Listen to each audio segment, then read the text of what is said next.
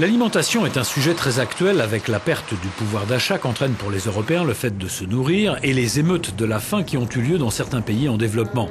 L'Union européenne est en train de réexaminer la politique agricole commune qui représente 45% du budget de l'Union sous la forme de subventions aux agriculteurs essentiellement. Et il existe un important désaccord sur la façon dont la PAC doit être réformée. Le Danemark, grand pays exportateur qui possède une longue tradition agricole, aimerait que les États membres le suivent dans son approche d'une agriculture plus sensible à l'environnement. Comme Eva Kjer Hansen, ministre danoise de l'Agriculture, l'a expliqué à Euronews. Quelle direction le Conseil européen est-il en train de prendre sur la politique agricole commune? Y a-t-il des sujets sensibles?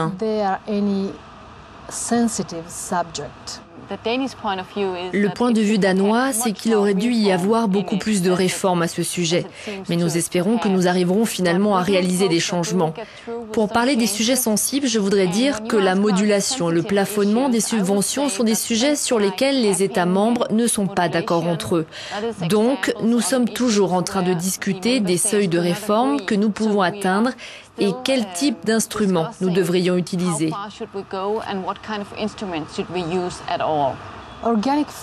Concernant les problèmes d'environnement, l'agriculture biologique est une alternative intéressante.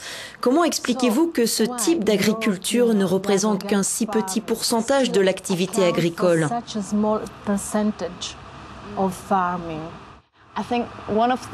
Je pense que le problème le plus important des produits biologiques, c'est leur coût. Leur prix est plus élevé et pour les agriculteurs eux-mêmes, il est plus onéreux de produire des produits biologiques. Mais nous assistons à une tendance qui se renforce. Les consommateurs veulent de plus en plus de produits bio et c'est notre responsabilité de rendre possible le développement de ce type de production et de soutenir les fermiers qui, d'une agriculture conventionnelle, veulent passer à une agriculture organique. Le Danemark représente la plus haute consommation de produits organiques par habitant. Pourquoi? Les Danois sont-ils plus intelligents, plus riches ou juste mieux informés? Je ne suis pas sûre que l'explication soit simple, mais je pense que cela a quelque chose à voir avec le fait qu'au Danemark, on discute beaucoup de nature et d'environnement. Nous voulons prendre des initiatives pour protéger notre environnement. Le bien-être des animaux occupe aussi une bonne place dans la discussion au Danemark. Et puis bien sûr, nous sommes aussi dans une situation où les gens peuvent se permettre d'acheter ces produits. Maladie de la vache folle, mozzarella contaminée, vin frelaté, où sont les contrôles rigoureux de l'Union? Et comment comptez-vous regagner la confiance des consommateurs?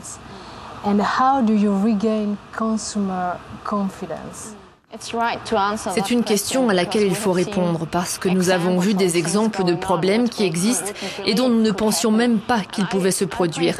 Et je pense que ça nous montre combien il est nécessaire de continuer à réguler et exercer des contrôles de sécurité sur ce qui se passe au niveau européen.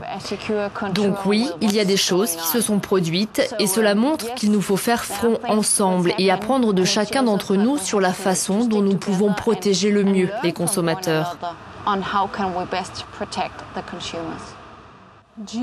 Une position commune de l'Union européenne est-elle possible sur les OGM? Je pense que nous devrions avoir une attitude plus positive sur les OGM parce qu'ils donnent l'occasion d'avoir des produits qui sont meilleurs quand nous nous référons à la nature et l'environnement. Un développement possible des OGM pourrait par exemple réduire l'utilisation des pesticides.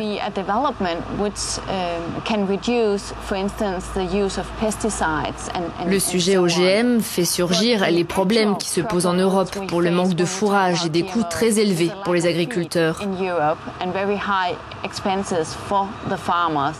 La hausse préoccupante des prix du blé, du riz et du maïs a fait monter la tension dans les pays en développement et la situation en Europe n'est guère meilleure. Quelles mesures l'Europe peut-elle prendre pour arrêter ça?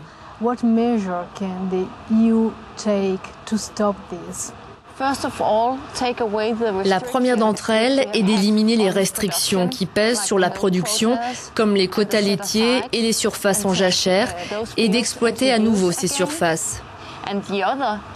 L'autre chose, c'est en fait la discussion sur les OGM et si grâce à leur plus grande utilisation, on ne pourrait pas produire plus d'aliments et disposer alors de suffisamment de nourriture pour les gens dans le monde entier.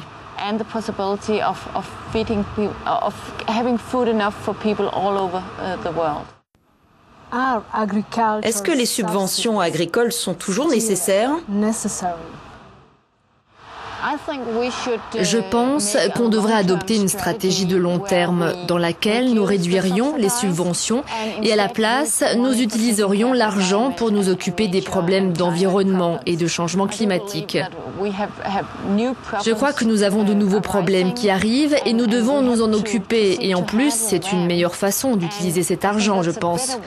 Donc, donner la priorité à d'autres dossiers que les traditionnelles subventions.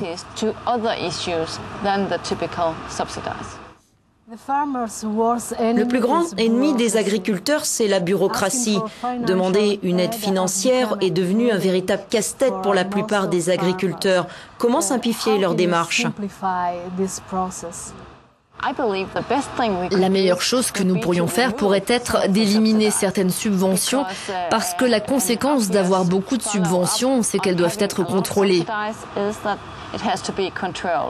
Le meilleur moyen de simplifier les choses serait de proposer une vraie réforme de la politique agricole commune qui remplacerait ces subventions par des paiements aux agriculteurs qui s'engagent à protéger la nature.